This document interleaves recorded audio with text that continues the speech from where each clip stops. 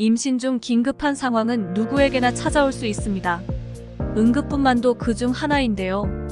응급분만이란 산부인과적 준비 없이 병원 밖에서 예기치 않게 아기가 출생하는 것으로, 실제 여러 매체를 통해서도 출산이 임박한 산모가 구급차 안에서 아기를 낳는 사례를 접할 수 있습니다. 소방청에 따르면 지난해 임산부 구급 출동 건수는 4,925건에 달한다고 하는데요. 이 중 응급처치 후 분만 건수는 총 100여 건이 된다고 합니다. 2019년 12월부터는 각 소방서별로 1급 응급구조사 또는 간호사 등 전문 의료 인력으로 구성된 특별구급대를 편성 운영함으로써 신생아, 탯줄 결착 및 차단 등 확대된 업무에 대한 교육을 이수한 이들로 분만 출동권은 특별구급대를 우선 출동시킨다고 합니다.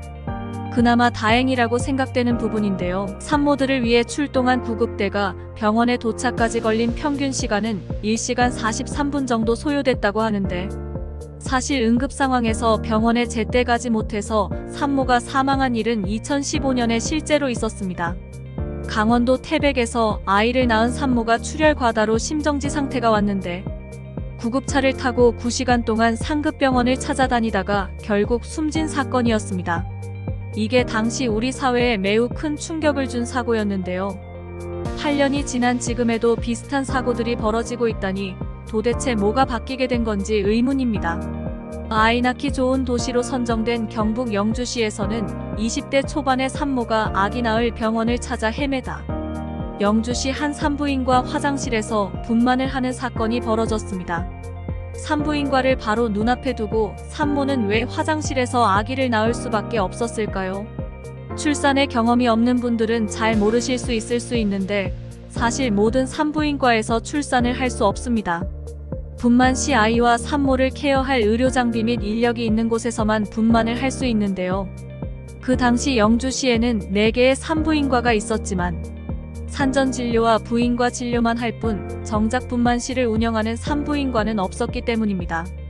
보건복지부와 통계청 등에 따르면 분만이 가능한 전국 산부인과는 해마다 줄어드는데요. 2012년 929개였던 곳이 작년에는 584개로 거의 반토막 났습니다. 문제는 이 숫자도 서울과 경기도에 몰려 있다는 것인데요. 또 다른 문제는 고위험 임산부가 증가하면서 난산과 조산율도 증가하고 있는데요. 미국 산과학 교과서에는 고위험 산모를 다양하게 분류하고 있는데 그중 만 35세 이상 임산부가 여기에 속하게 됩니다. 고위험 임산부 하면 가장 먼저 떠올리는데 노산입니다. 늦어지는 결혼과 임신으로 인해 산모의 연령은 계속 올라고 있으며 당연히 초산 평균 연령도 변화의 폭이 상당히 큰데요. OECD 주요국과 비교해보면 일본이 30.7세고 한국은 32.3세로 크게 차이가 나는 것을 볼 수 있습니다.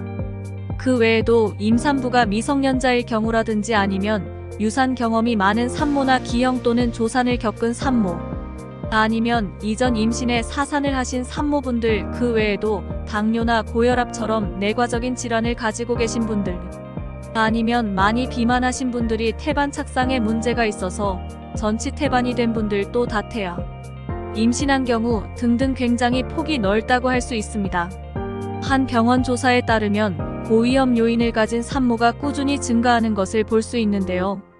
고위험 임산부가 증가하면서 저체중아와 조산아는 2배가 넘습니다. 고위험 산모 같은 경우에는 정상적으로는 60분 이내에 병원에 도착해야만 그나마 안전하게 치료와 분만을 가능하다고 할 수 있는데 이 시간이 산모와 아이의 골든 타임입니다. 그렇다면 현재 한국의 분만 상황은 어떨까요? 현재 분만 취약지는 A, B, C 등급으로 구분하는데 기준으로 60분 내 분만 의료 이용률 30% 미만과 분만 가능한 의료기관에 접근이 불가능한 인구 비율 30% 이상일 때 어등급으로 정하였고, B등급은 기준 중에 한 가지만 해당하는 지역, A, B등급 지역의 분만 실별 배경 인구수 하위 30% 미만의 지역을 C등급으로 지정하고 있습니다. 2013년 한 자료를 보면 건강보험공단에 등록된 출산 여성 37만여 명을 분석한 결과 분만 취약지의 경우 임산부 유산율이 4.55%로 일반 지역의 평균 유산율 3.56%보다 높게 나타났는데 이어서 산정 관리 상태를 보면 비분만 취약 지역의 평균 14회이고 분만 취약지 경우는 12회로 2회 정도 차이가 나는데 고위험 산모 같은 경우는 평균보다 더 자주 진료는 받아야 하는데 그러면 사실은 56회 이상 차이가 난다고 볼 수 있습니다. 정부는 분만 취약지에 어떤 활동을 하고 있을까요? 정부는 2013년에서 2018년까지 총 5년간 분만 취약지에 379억 원을 지원했습니다. 하지만 오히려 원정 출산은 증가하고 있어 정책 실패에 대한 지적이 나오는 실정인데요. 보건복지부는 2011년부터 분만 취약지 지원 사업을 시행하고 있지만 산모와 병원의 호응이 그리 높지 않습니다. 분만 취약지 지원 사업은 일시간 이내 분만기관에 닿기 어려운 지역병원에 산부인과를 설치 운영할 수 있도록 정부가 시설이나 장비 비용을 지원하는 것입니다. 하지만 이러한 혜택이 대학병원과 지방의료원 같은 상급병원 중심의 지원체계로 이루어져 있어 실제적 산모들이 많이 방문하는 병의원에 지원되지 않고 있는 실정입니다. 또한 자격 요건으로 인원 구성을 보면 산부인과 전문의가 2명, 소아청소년과 전문의 1명, 마취과 전문의 1명, 간호인력 6명, 임상병리사 1명, 영양사 1명으로 현실적으로 전문의의 숫자를 맞추기가 쉽지 않습니다. 필수 의료인 내과, 외과, 산부인과, 소아청소년과의 의료 시스템 문제로 인해 국민들의 불만과 불안이 지속되고 의료 정상화와 관련하여 정부의 대책을 요구하는 여론이 커지자 지난 1월 31일 보건복지부는 필수의료 지원 대책을 발표하였습니다. 필수의료 지원 대책은 크게 3분야로 나뉘어 발표했는데 첫째는 지역 완결적 필수의료 제공, 둘째는 필수의료 지원 공공정책수가 도입, 셋째는 충분한 의료인력 확보인데요. 하지만 의료계와 시민사회단체 정치권 등에서는 비판적 평가를 제기하는데 재원 마련의 현실성, 기존 정책의 재탕에 불과하다는 점, 의료 현실이 제대로 반영되지 못한 정책이라는 점 등의 문제를 제기했습니다. 그 중에서 분만 진료 강화 정책은 단순히 수가 인상 정책만으로 해결하기 어렵기 때문에 보다 세밀하고 강력한 지원책이 필요하다 생각이 들고 응급센터에 대한 지원 역시 이전 대책과 같은 대학병원 및 대형병원 중심의 지원을 벗어나지 못하여 실망스러웠습니다. 지난해 산부인과 전공의 정원은 80.4%이었으며 올해 상반기에서는 더 낮아진 74.8%로 계속 줄어드는 상황으로 전공의 부족은 서울 비고 대형병원들도 마찬가지로 산부인과 전공의 정원을 채운 곳은 5군데 중에서 단 한 곳뿐입니다. 사실 2023년도 산부인과 전공의 TO는 144개였고요.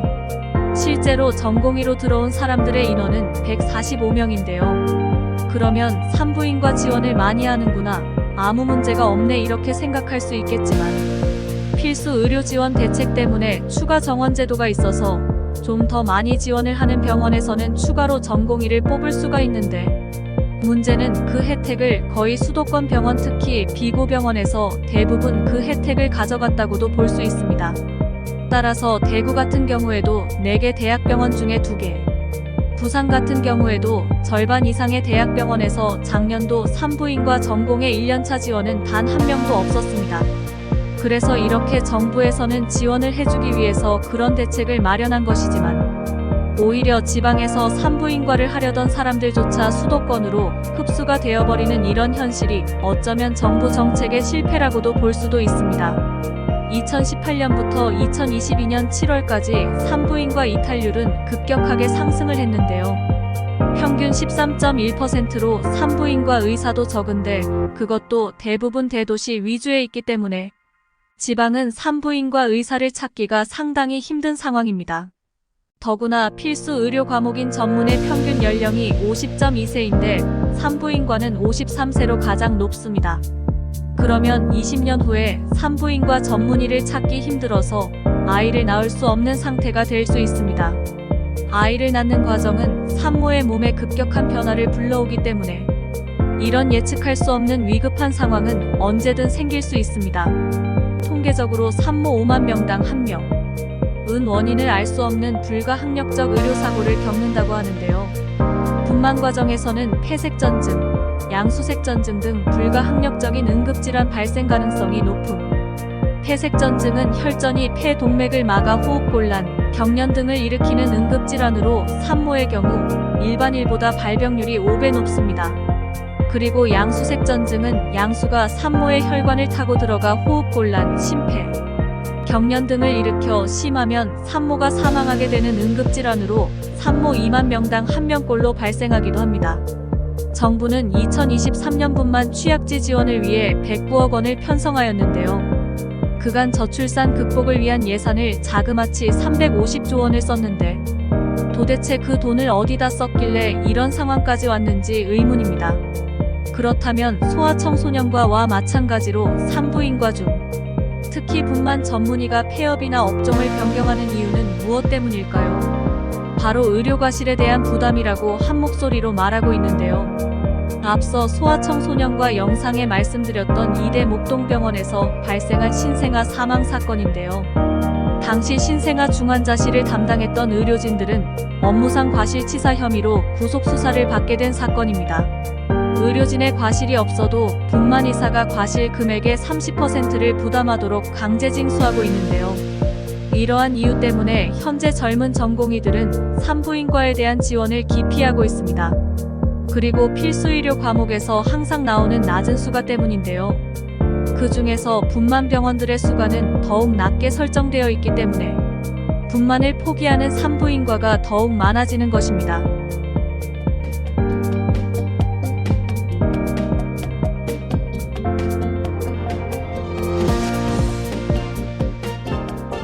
단적으로 수술수가로 제왕절개 수술수가가 대략 40만원에서 50만원도 되는데 애완견의 수술은 이보다 조금 더 높습니다. 그리고 초산산모가 분만실에 들어오면 보통 12시간 정도 입원하게 되는데 주기적으로 내진을 하고 초음파 검사도 하는데 그때의 모든 진찰료는 2만원 정도 되는데요. 이 당시의 모든 비용들은 분만 수가로 받게 되는 것입니다. 그래서 지난해 3월 보건복지부에서 필수 의료 지원 대책을 발표했는데 지역별로 차등화해서 광역시는 200% 나머지는 300%의 분만 수가를 올려주기로 하였는데요. 하지만 분만 수가를 올린다고 해서 근본적인 문제의 해결이 어려운 것이 분만 의사들의 생각인데요. 1년에 분만 건수가 20건이 되지 않는 경우도 있는데 그 분만 수가가 3배가 된다고 해서 분만병원을 유지할 수 없다는 의견입니다. 전국의 229개 지자체 중에서 아이가 100명이 안 태어난 곳이 27개 곳, 그리고 150명도 안 태어난 곳이 43개소가 있습니다. 이들 지역에서 솔직히 산부인과가 생긴다 하더라도 운영이 불가능합니다. 모든 원인을 종합해보면 산부인과 역시 소아청소년과와 마찬가지로 저출산의 비극인 것입니다. 일본은 우리나라보다 앞서 저출산으로 산부인과의 위기를 겪었는데요. 지금의 우리처럼 분만을 포기하는 산부인과가 속출했고 의대생들은 산부인과를 기피했습니다. 분만 병원을 찾아 헤매던 산모가 사망하는 일도 연이어 일어났습니다. 일본은 이 위기를 어떻게 극복했을까요? 실제 일본 같은 경우에는 의료사고에 대해서도 배상보험금을 정부와 지자체가 지원을 하고 있으며 신규 개업하는 산부인과에 최대 1억엔을 지원하고 있으며 개인 병원에서 진료하기 어려운 산모는 대형 병원으로 바로 이송시킬 수 있어서 의료사고에 대한 부담이 거의 없도록 모든 조치가 준비되어 있습니다.